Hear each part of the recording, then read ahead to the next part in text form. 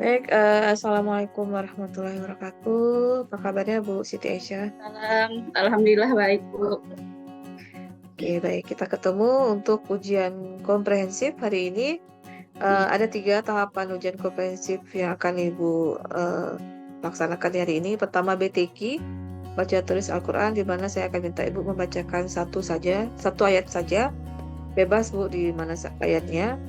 Berikutnya saya akan menampilkan satu ayat Al-Quran juga. Tolong Ibu tuliskan nanti dan ditampilkan di layar. Lalu, tahap kedua, Ibu akan presentasi P5 PPRA, lalu kita akan tanya jawab. Dilanjutkan tahap akhir yaitu presentasi proposal PTK yang sudah Ibu buat, dan tetap akan ada sesi tanya jawab. Baik, mungkin langsung saja silakan Ibu baca satu ayat Al-Quran dari Al-Quran. Baik Bu.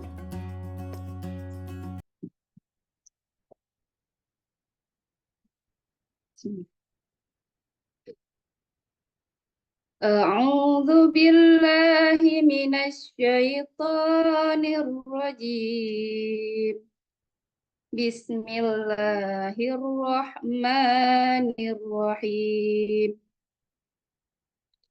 Subhanalladzi asra bi'abdihi lailam minal masjidil haram ilal masjidil aqsa haulah alladzi barakna haulahu linuriyahu min ayatina innahu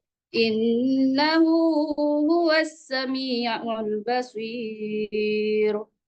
Sadaqallahul azim. Oke, baik. Terima kasih Bu. Saya akan share satu ayat dari surat Maryam. Silakan Ibu tuliskan. Sudah terlihat?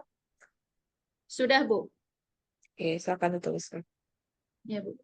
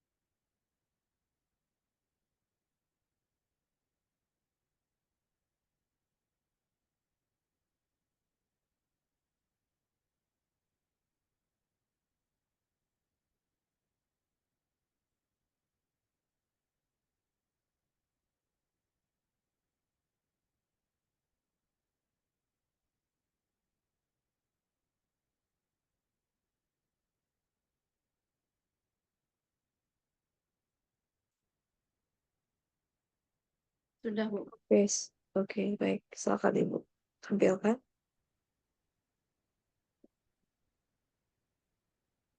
Oke, baik. Terima kasih, Bu. Silakan diletakkan kembali. Berikutnya, silakan Ibu share screen terkait dengan P5 PPRA. Silakan.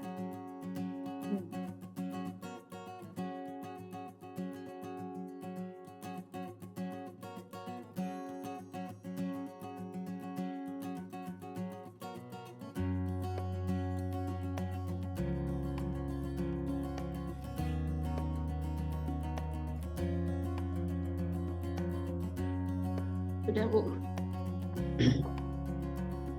Baik, Assalamualaikum warahmatullahi wabarakatuh. Hari ini saya akan mempresentasikan terkait modul P5 PPRA yang sudah saya buat. Jadi dari modul P5 PPRA saya memilih tema gaya hidup berkelanjutan yang mana topiknya itu yaitu mengolah barang bekas menjadi celengan yang berguna. Selanjutnya itu pada topik ini kita akan memilih dimensi, yang mana saya memilih 3 dimensi dari P5. Yang pertama itu ada beriman dan bertakwa kepada Tuhan Yang Maha Esa dan berakhlak mulia, juga ada gotong royong, dan juga ada dimensi kreatif. Di dalam dimensi beriman kepada Tuhan Yang Maha Esa, saya juga memilih 2 elemen, yang mana ada elemen akhlak beragama dan juga akhlak kepada alam. Dan pada setiap elemen itu juga saya pilih sub-elemennya, yang mana nantinya juga ada pada fase akhir. Saya mengambil pada fase B, yang mana nantinya ada fase akhir yang akan dicapai.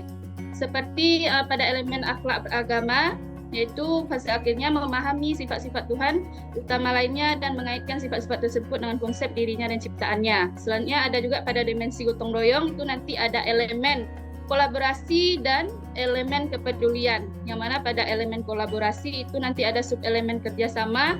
Juga pada kepedulian ada elemen sub-elemen komunikasi untuk mencapai tujuan, yang mana nantinya juga akan ada fase akhir yang akan dicapai, yang mana yaitu menampilkan tindakan yang sesuai dengan harapan dan tujuan kelompok, juga memahami informasi yang akan disampaikan, baik itu berupa ungkapan pikiran, perasaan maupun keprihatinan, dan juga menyampaikan informasi baik itu melalui simbol ataupun media. Pada elemen kreatif itu menghasilkan pada dimensi kreatif itu ada elemen menghasilkan gagasan yang orisinal dan menghasilkan karya dan tindakan yang orisinal, yang nantinya juga akan ada fase akhirnya pada fase B, yang diharapkan yaitu memunculkan gagasan ataupun imajinatif baru yang bermakna. Selanjutnya ada mengeksplorasi dan mengekspresikan pikiran dan perasaan yang sesuai dengan minat dan kesukaan siswa tersebut dalam bentuk karya, dan serta mengapresiasi karya dan tindakan yang dihasilkan. Selanjutnya ada nilai dari profil pelajar rahmatan lil alamin ataupun PPRA, yang mana nanti ada elemen akhlak, juga sama dengan elemen yang dipilih pada P5 PPRA, yaitu nanti ada berkeadaban, dinamis dan inovatif, dan juga ada subnilai dari profil pelajar PPRA, yaitu saleh individual, saleh sosial, berbudaya dan peduli lingkungan. Dan juga akan ada capaian perkembangan dari profil PPRA tersebut, seperti mengenal dan mencintai Tuhan Yang Maha Esa. Seperti itu. Selanjutnya itu ada pada ini juga termasuk elemen dari PPRA tersebut, yaitu toleransi dan kreatif atau elemen kepedulian. Selanjutnya tahap pelaksanaan pembelajaran dari P5 PRA itu ada tahap pengenalan, yang mana nanti di situ guru bisa menayangkan video terkait dengan kegiatan yang akan dilaksanakan. Misalnya tadi seperti pembuatan celengan. Nah, di sini akan ada video bagaimana cara membuatnya. Terus guru bisa mengajukan beberapa pertanyaan nanti untuk melihat bagaimana kemampuan siswa terkait pemahaman awal dari kegiatan yang akan dilaksanakan ini. Selanjutnya ada kontekstualisasi, yang mana nanti di sini guru bersama dengan murid bisa mencari informasi apa saja yang bisa digunakan dari alam sekitar atau tempat tinggal siswa itu untuk melakukan kegiatan PPRA atau sesuai dengan topik yang telah dipilih. Selanjutnya ada aksi, yang mana nanti aksi ini adalah kegiatan untuk melaksanakan topik atau topik yang telah dipilih, misalnya seperti pembuatan celengan. Misalnya pada kegiatan awalnya nanti guru bisa membagikan kelompok kepada peserta didik dan menginstruksikannya untuk membawa alat-alat yang sesuai untuk melaksanakan kegiatan pembelajaran. Selanjutnya nanti ada kegiatan inti. Di sini guru memeriksa kelengkapan alat yang telah dibawa oleh siswa, terus menginstruksikan kepada siswa untuk saling bekerja sama dalam mengerjakan setiap kegiatan untuk menyelesaikan salah satu bentuk karya, misalnya tadi seperti pembuatan celengan misalnya. Selanjutnya di dalam proses pembelajaran ini guru juga bisa melaksanakan yang namanya asesmen formatif untuk bisa melihat bagaimana cara kerja siswa dengan satu siswa dengan siswa yang lainnya, dan bagaimana cara berpikir siswa untuk menumbuhkan cara berpikir kritis dan kreatifnya siswa. Selanjutnya ada refleksi. Pada bagian refleksi ini nanti guru bisa mengevaluasi, bisa melihat sejauh mana siswanya itu keberhasilan dari kegiatan yang dilaksanakan, dan kalau ada yang salah nanti siswa bisa guru juga bisa melakukan perbaikan. Selanjutnya pada ini pertanyaan pemantik juga bisa digunakan nanti kepada siswa untuk mengungkapkan bagaimana perasaannya dalam melaksanakan kegiatan P5 PPRA ini. Selanjutnya ada tindak lanjut. Tindak lanjut ini bisa digunakan untuk melihat bagaimana penyusunan langkah strategis perbaikan. Misalnya tadi di dalam pelaksanaan PPRA yang sudah dilaksanakan mungkin ada yang perlu diperbaiki, dan juga bisa melihat bagaimana selanjutnya tadi kan tentang pemilihan barang bekas, apa yang bisa dibuat selain dari membuat celengan yang kegiatan sudah dilakukan. Misalnya ke depannya apa yang bisa dibuat. Di sini juga ada setelah pelaksanaan ada yang namanya rubrik penilaian, yang mana di sini kita bisa melihat sejauh mana perkembangan siswa terkait P5 PPRA yang diterapkan seperti yang dimensi yang sudah dipilih tadi, sejauh mana perkembangannya, misalnya seperti mengenal dan mencintai Tuhan Yang Maha Esa, salah satu contoh rubrik penilaiannya. Misalnya siswa itu mulai berkembang, berarti dia sudah mulai memahami sifat-sifat Tuhan, Tuhan yang utama lainnya, dan sedang berusaha mengaitkan sifat-sifat tersebut dengan konsep dirinya. Yang kalau sedang berkembang itu dia sudah mulai meneladani sifat-sifat utama Tuhan lainnya tadi. Selanjutnya ada berkembang sesuai harapan, yaitu dia sudah bisa meneladani sifat-sifat tersebut dengan konsep dirinya dan ciptaannya. Selanjutnya ada juga sangat berkembang, berarti dia sudah bisa meneladani dengan baik sifat yang telah dipahaminya tersebut. Baik, silakan ditutup. Hanya ini yang dapat disampaikan terkait presentasi P5 PPRA. Sekian, Assalamualaikum warahmatullahi wabarakatuh. Oke, baik, stop share Bu. Ya, baik. Kita akan mulai. Untuk sebentar saya pinkan dulu.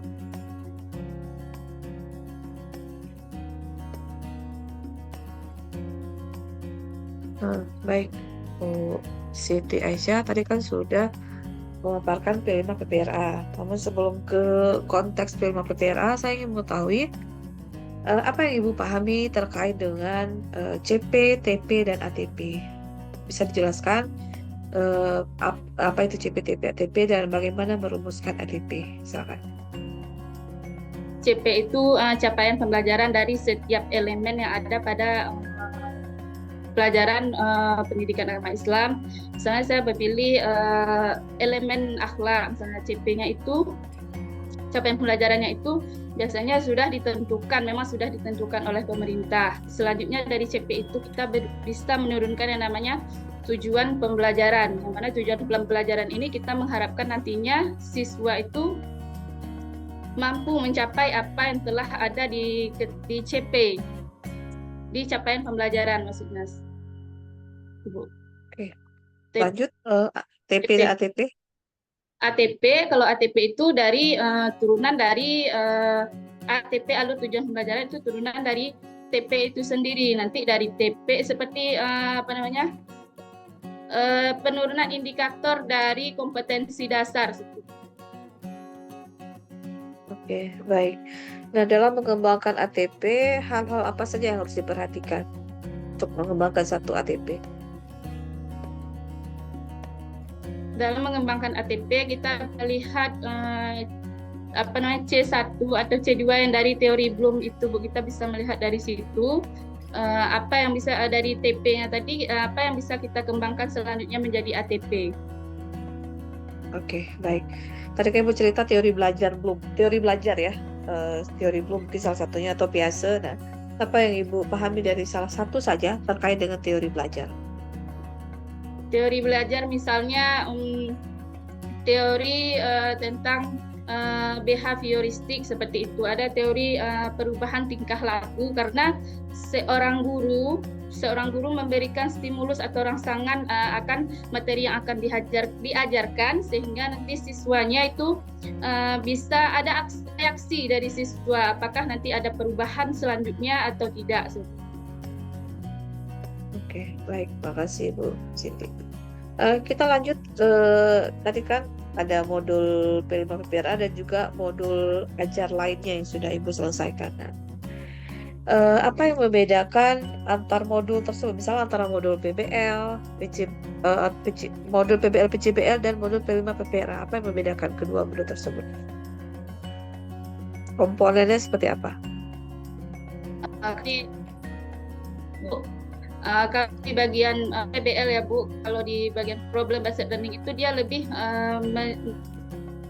untuk menyelesaikan suatu masalah yang ada yang terkait dengan kehidupan nyata yang ada di lingkungan siswa, mengangkat masalah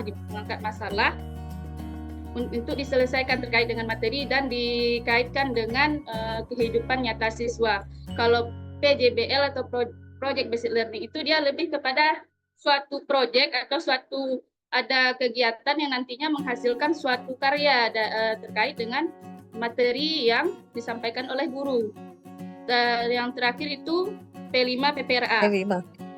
P5 PPRA itu dia lebih kepada lebih kepada juga menghasilkan suatu produk, namun tidak harus terkait dengan materi pelajaran, misalnya PAI harus dari PAI, tapi tetap terkait dengan proyek penguatan profil pelajar Pancasila tadi, seperti beriman dan bertakwa kepada Tuhan Yang Maha Esa atau berakhlak mulia dan menciptakan misalnya sifat kreatif, juga gotong royong.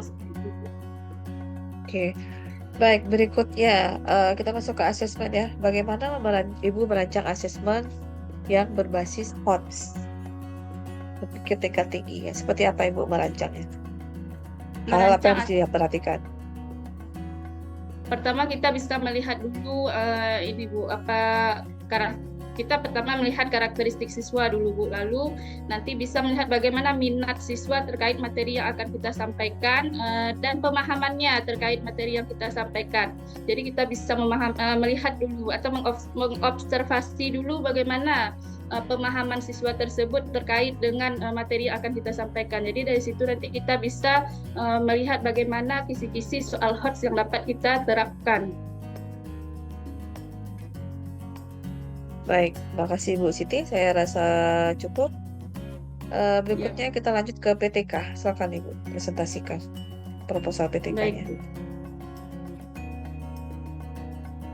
PTK.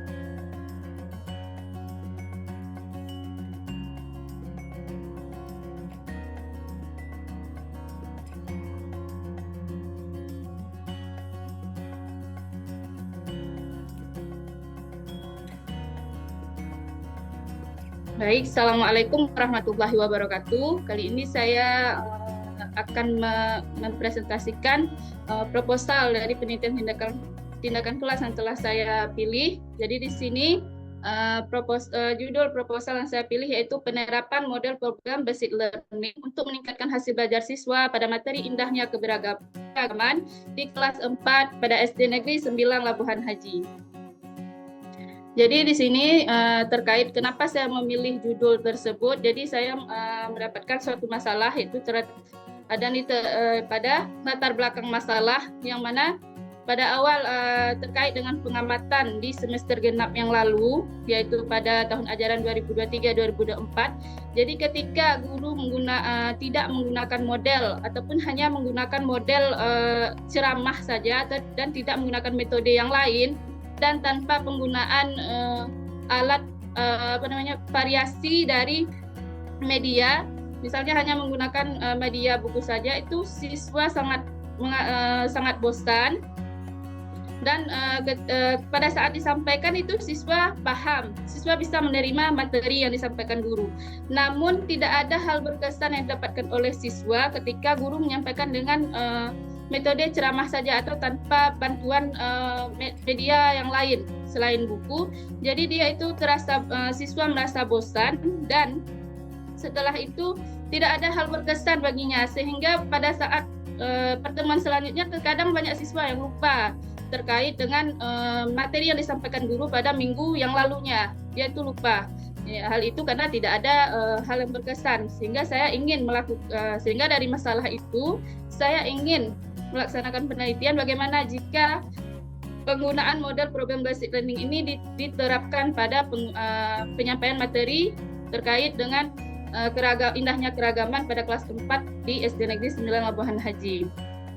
Lalu di sini dalam penelitian saya juga melakukan pembatasan masalah, yang mana masalah itu akan dilaksanakan di SD Negeri 9 Labuhan Haji, dan penelitian ini dilakukan pada seluruh siswa kelas 4 SD. Dan juga penelitian ini juga akan dilaksanakan dibatasi pada materi indahnya keragaman pada mata pelajaran pendidikan agama Islam dan budi pekerti. Jadi dari judul tersebut juga saya merumuskan masalah bagaimana pengaruh penerapan model problem based learning terhadap hasil belajar siswa dalam mata pelajaran pendidikan agama Islam dan budi pekerti pada materi indahnya keragaman di kelas 4 SD Negeri 9 Labuhan Haji. Tujuan penelitian ini yaitu ingin mengetahui pengaruh model problem based learning terhadap hasil belajar siswa dalam mata pelajaran pendidikan agama Islam dan budi pekerti pada materi indahnya keragaman di kelas 4 SD Negeri 9 Labuhan Haji. Terkait landasan teorinya, pertama itu ada pengertian dari model problem based learning, yang mana model pembelajaran itu adalah suatu proses perencanaan digunakan untuk pedoman dalam pembelajaran.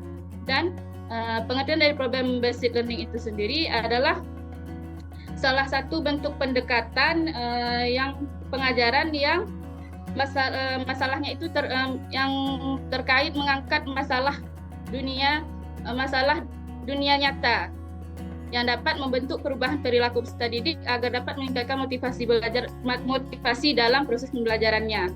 Langkah-langkah model problem based learning itu ada 5. Yang pertama itu guru mempersiapkan sebuah masalah dan melemparkannya kepada peserta didik. Lalu kedua itu membentuk kelompok-kelompok kecil untuk membagi-bagi siswa. Yang ketiga itu peserta didik juga bisa membuat rumusan masalah dan dugaan-dugaan ataupun hipotesis. Yang keempat, peserta didik bisa mencari informasi dan data yang berhubungan dengan masalah yang telah diberikan oleh guru kepadanya. Yang kelima, peserta didik bisa berkumpul dengan sesama kelompok juga untuk mendapatkan data yang diinginkan terkait dengan masalah yang diberikan oleh guru dan terkait dengan materi pendidikan, materi yang akan disampaikan oleh guru. Terus juga ada kelebihan dari model problem based learning ini sendiri. Peserta didik bisa terbiasa menghadapi masalah, bukan hanya masalah yang ada pada materi saja, namun juga masalah yang ada di lingkungan hidupnya. Dia bisa nanti terbiasa bagaimana cara menyelesaikan masalah, bukan lari dari masalah. Yang ketiga, memupuk solidaritas sosial dengan terbiasa berdiskusi. Jadi di sini siswa bisa lebih tahu bagaimana cara berkolaborasi, bagaimana cara bekerja sama. Yang ketiga, makin akrab dengan guru, makin mengakrabkan guru dengan peserta didik. Yang keempat, membiasakan peserta didik melakukan eksperimen. Selanjutnya juga ada kelemahan lainnya dari penerapan model basic learning, namun tidak banyak.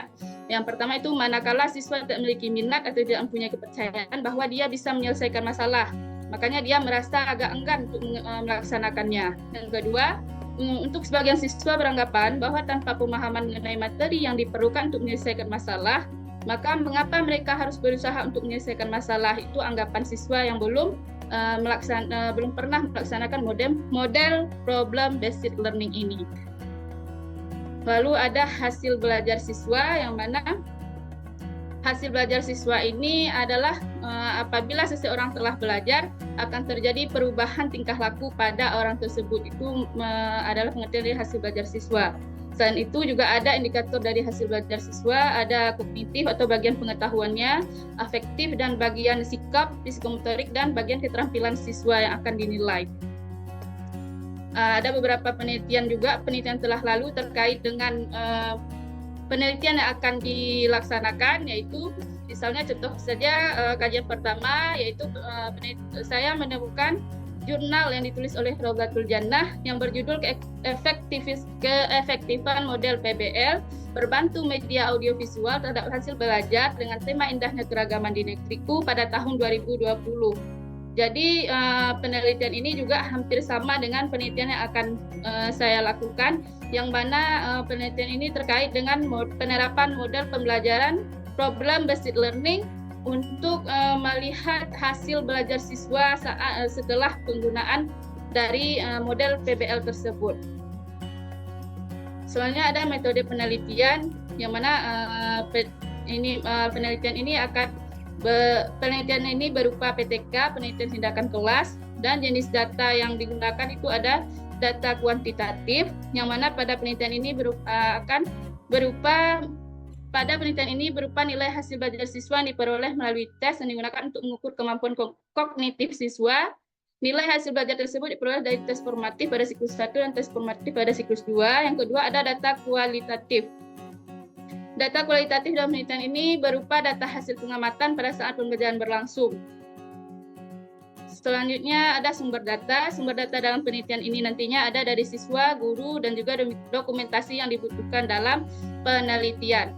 Selanjutnya ada teknik pengumpulan data dan analisis data. Yang teknik pengumpulan data yang digunakan pertama itu ada observasi, 2 angket, 3 teknik teks, dan keempat itu dokumentasi. Jadi hanya ini yang dapat saya sampaikan terkait proposal penelitian tindakan kelas. Sekian dan terima kasih. Wassalamualaikum warahmatullahi wabarakatuh. Waalaikumsalam warahmatullahi wabarakatuh. Oke, baik, silakan judulnya dulu. Balik ke judul tadi. Bagaimana, Bu? Lagi? Ya, dibuka lagi PPT-nya. PPT-nya. Di bagian judul, Bu. Di komplain. Oke.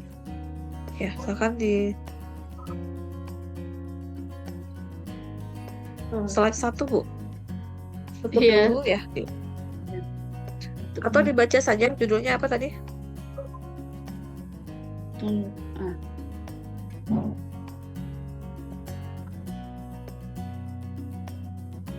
Oke. Penerapan model PBL untuk hasil belajar. Ya, Bu. Baik, Bu Siti, apa yang menjadi masalah di kelas 4 SD 9 sehingga Ibu berpikir ingin menggunakan model PBL ini?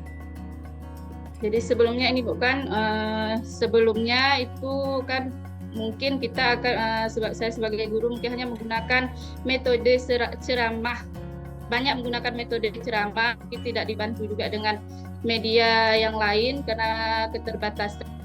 Jadi itu membuat siswa itu bosan.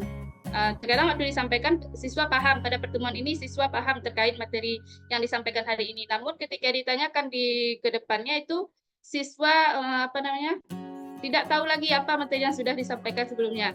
Kalau menurut saya ini terkait dengan kurang berkesannya saat penyampaian materi. Jadi kan tidak ada yang bisa ditangkap oleh siswa. Namun kalau kita memberikan kalau ini kan terkait masalah ya kan, materi itu dihubungkan dengan masalah kehidupan sehari-hari. Jadi siswa itu bisa lebih mengingat, oh ya ini pernah saya lakukan. Oh ya yang kemarin, jadi yang disampaikan oleh Ibu ini berarti ini mungkin bisa seperti itu. Kalau kemarin kalau misalnya mungkin kalau kita menerapkan model ini, kalau kemarin kan tidak ada yang namanya, tidak ada yang berkesan, jadi tidak ada yang diingat oleh siswa.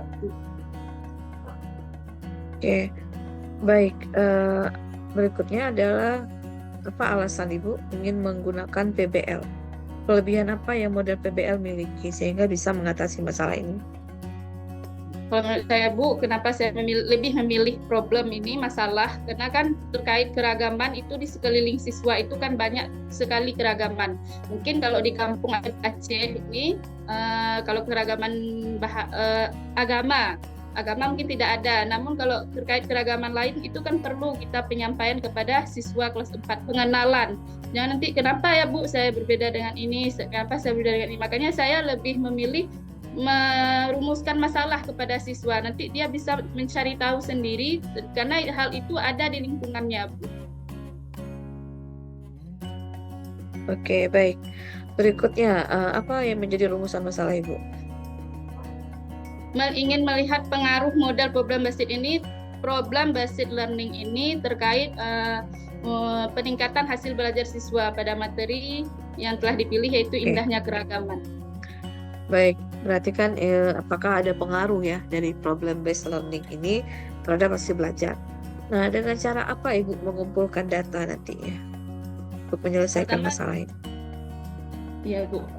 Jadi pertama itu saya dari observasi dulu bagaimana cara guru guru dan siswa dalam proses pelaksanaan pembelajaran, cara mengumpulkan data. Yang kedua itu dengan hasil tes itu nanti bisa kita lihat bagaimana setelah penerapan problem based learning ini, bagaimana hasil tes siswa.